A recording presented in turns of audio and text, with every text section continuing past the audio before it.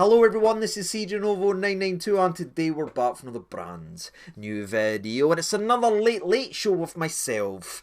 And some might be screaming into their monitor or possibly their phones that it's far too late to upload a video on a frickin' Monday night, but there'll be others there saying it's actually a pretty good damn time to upload. Shout out to the Australians, shout out to the Americans, and shout out to every single person that's currently on the old night shift. But we are here late on a Monday night for a reason, and that reason is to continue our series in terms of looking at who could potentially be standing in the dugout in Brown Brogues in the summer. And ladies and gentlemen, today and this week's upload is someone that's done it before. And I know that'll cause a bit of spice in the comment section below, and there will be people expressing their opinions that's not even watching this video, that's seen the title, that saw the thumbnail, that's dove in here and screamed we should not be taking him back, just as equal as I know there is going to be people doing the exact same thing but screaming I'm buzzing that he has returned. And that's what makes this glorious football club what it is, ladies and gentlemen. It's why I love doing this so much. There is always those vapid different opinions, and I'll be honest, I have been sort of avoiding doing this one as long as I possibly could, because again I know the reaction's going to be that way. I know there is people out there just thinking it's clickbait and it's anything like that, but again I have tried to avoid that stuff. I've not sat here in front of you over the last couple of weeks talked about every Tom, Dick and Harry. I've only ever spoke about people I believe have spoke directly to the club. That was door number one last week, and it could still be Davide. Apparently it's up to him. There's going to be a conversation with the club right there. It could still be door number one, or it could be door number two, and that's what happened last year as well when we sat here and spoke about Frank Lampard, Kevin Muscat and Mr. Clement. All three of them was then eventually proven to have spoken to the club. And a year on, this could be another dirty double, ladies and gentlemen, as last week was Ancelotti, now it's Gerrard. Could it be Sunday next week? You never know, but right now door number two is opened, and again it is the familiar face in terms of Steven Gerrard. So let's go ahead and dive into this one. But what's so damn interesting is this familiarity regarding Gerrard does directly impact this video and pretty much changes the entire conversation, because you didn't need me to sit in front of you and tell you about Steven Gerrard's managerial profile. You didn't need me to break down how he goes about his business, what type of manager is he, how does he line up his formation, what's his pros, what's his cons, what's his strengths and what's his weaknesses. We've witnessed it, we've lived through every single moments, and we saw how he came to a team and built them up to undefeated league champions. We saw the heights that he could reach in a Rangers dugout, as we also know how he left. And for some, the latter will be forever a step too far, whilst there's others again champion what he achieved and hoping if he does come up the road, he can go ahead and achieve it again. But we will touch on his time more at Rangers later on in the video, especially the old debate of 1 of 9. We'll go ahead and really dive into it. But first I'll just give you a wee quick update on what Gerrard's been up to since he left this football club for Aston Villa. Now of course back then when my heart was ripped out my chest sitting in front of you that Gerrard left after being asked a very silly question, I ended up using, what was that, Gavin Stacey, Aston Villa quote, and it went there. And did it succeed? Was it the right move for Gerrard? Was it the right move for the coaching staff? Did they go and achieve the dream they thought they could do at a very talented team with a big budget and big players? Nah.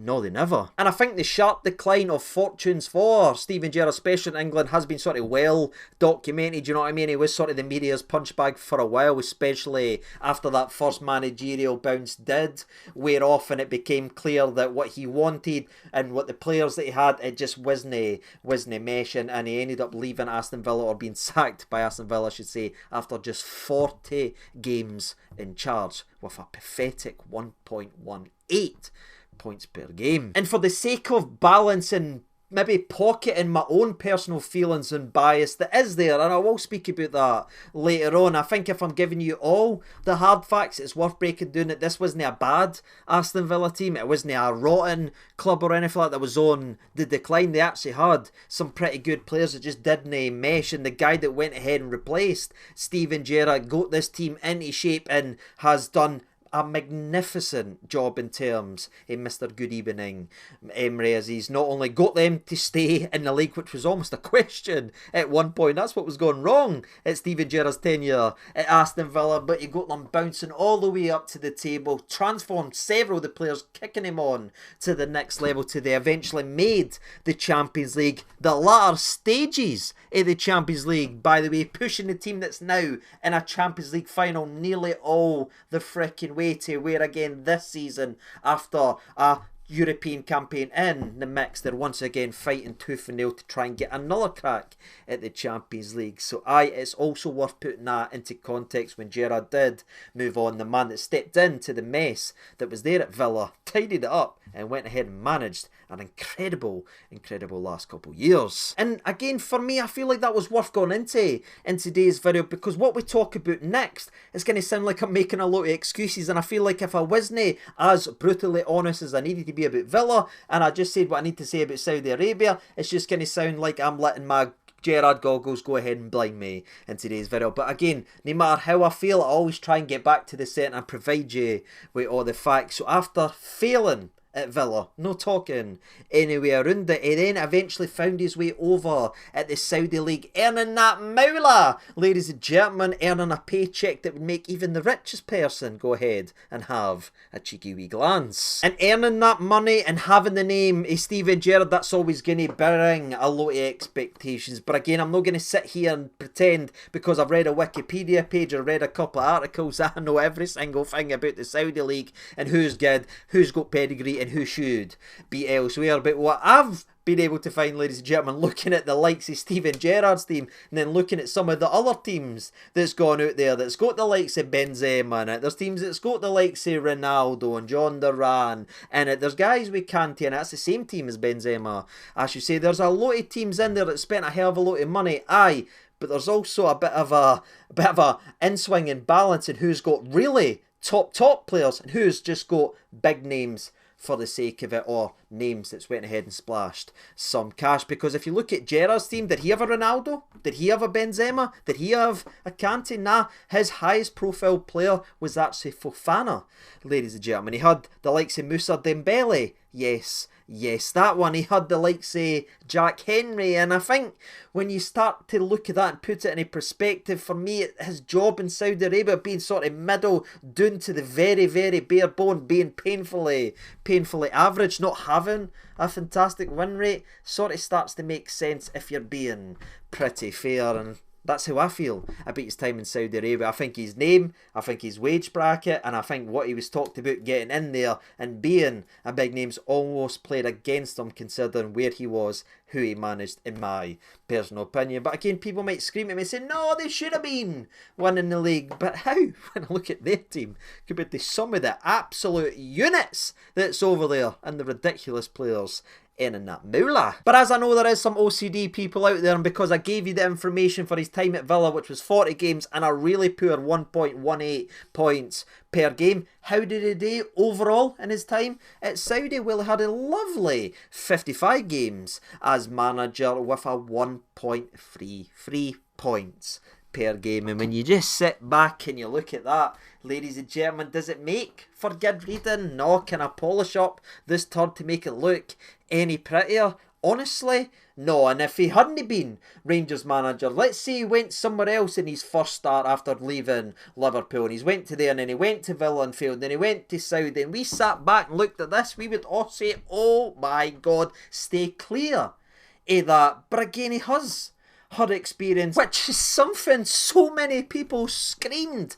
when they heard the name Davide linked to the managerial position. They didn't want that. They wanted a manager with a bit of experience, that's been there and done it before, that understands this club and the requirements and what it takes to be a success at Rangers, and the experience of Scottish frickin' football. With, ladies and gentlemen, like or loathe him, Gerrard ticks a lot of boxes that were chucked out there when we sat and spoke about the other previous candidate at this football club that's still up for the job right now. So you've got Davide here, you've got Gerrard here. If it was up to you, who would you be going with down in the old comment section below? That's the biggest question I have for you in today's video, and that's the biggest question this board and this club needs to get right this summer. If these two are the two leading candidates, if the next guy that we might be speaking about very shortly isn't in the running and isn't as hot as the other two, if it is tipping this way, they need to get this one right, ladies and gentlemen, and it's equally big if they take up Davide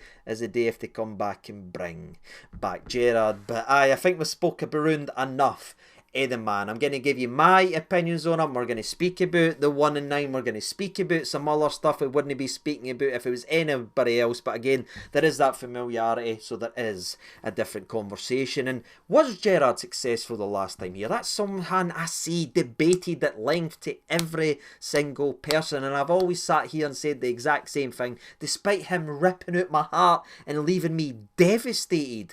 I'm not too long ago. Do I think that Gerrard was a success as a Rangers manager? Yeah, I really, really do. Because the 1 and 9 debate for me has never made sense, because when you actually look into the cold hard facts here, this is the team that Gerrard walked into, ladies and gentlemen. The likes of Russell Martin, the likes of David Bates, the likes of Nico Cranshaw, the likes of Dalcio, the likes of Carlos Pena. These were the types of names that was branding about the club when he got the job, ladies and gentlemen. You know what I mean? Was that team with Big Herrera up front ever going to win you a league title? Nah, should they be expected to win a league title? Do you know what I mean? When you look at some of the names that was out there, no, so you expect them to win a treble in his first season?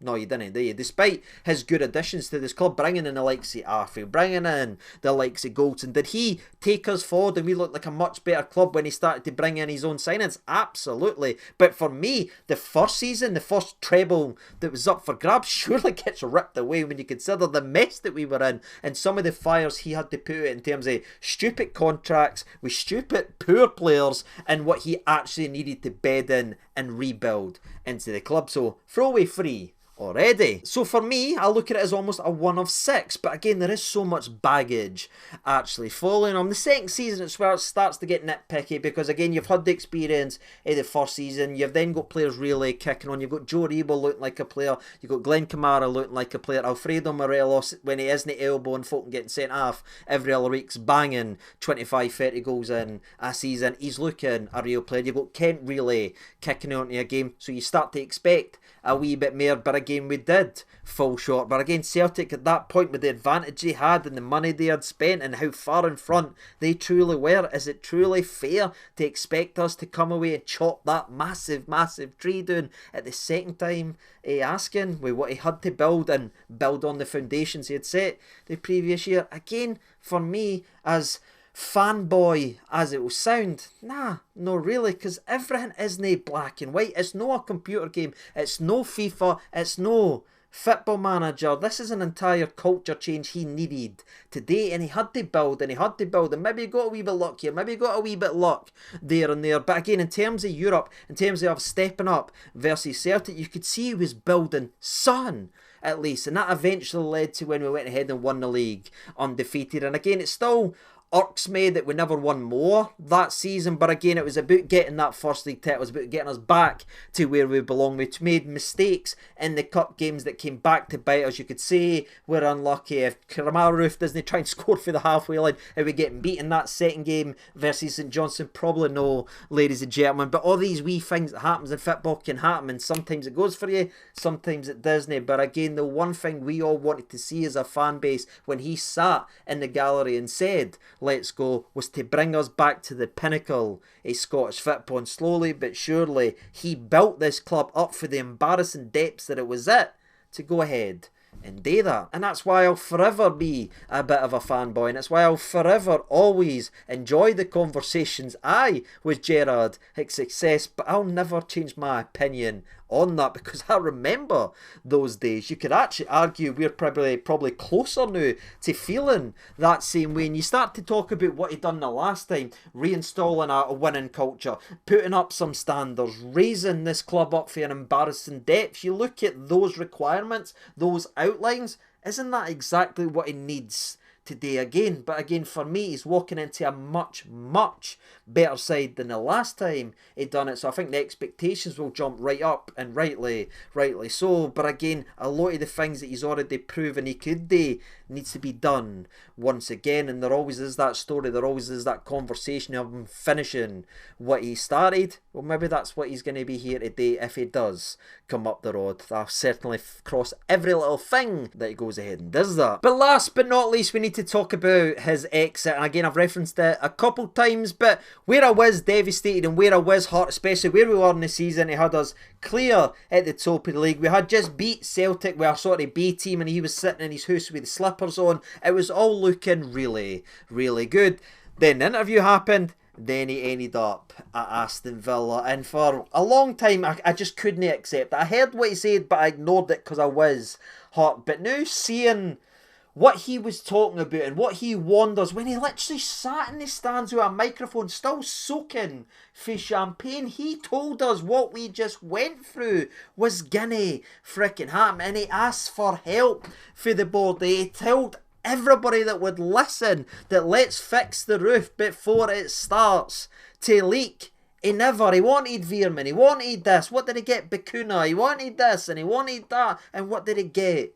In return, he was let down after winning the league with an embarrassing transfer purse to spend, and the players that he was able to bring in was absolutely shambolic. He was let down off the park, and he saw all this coming. He saw the decline. He saw the way that this was always going to go, or where the people behind the scenes that weren't doing the job required to keep this team that was now at the pinnacle of Scottish football up there. But again, a lot of people in the background was like, yay, job done, bask my feet up, and I'm just going to let this all fall away. And Gerrard saw it coming, and he went ahead to Villa, and he's talked about this. This isn't me trying to defend him. He spoke about it with Gary Neville. He said it several other times that he had conversation at, and he could feel there was just something no right. So when the opportunity came to go to there, he went ahead and took it. And aye, that's never going to be the right answer for a lot of people, and for me it still really, really upsets me because we were looking so damn good under him. But again, you can't really argue with the facts. Did the board really get behind Gio?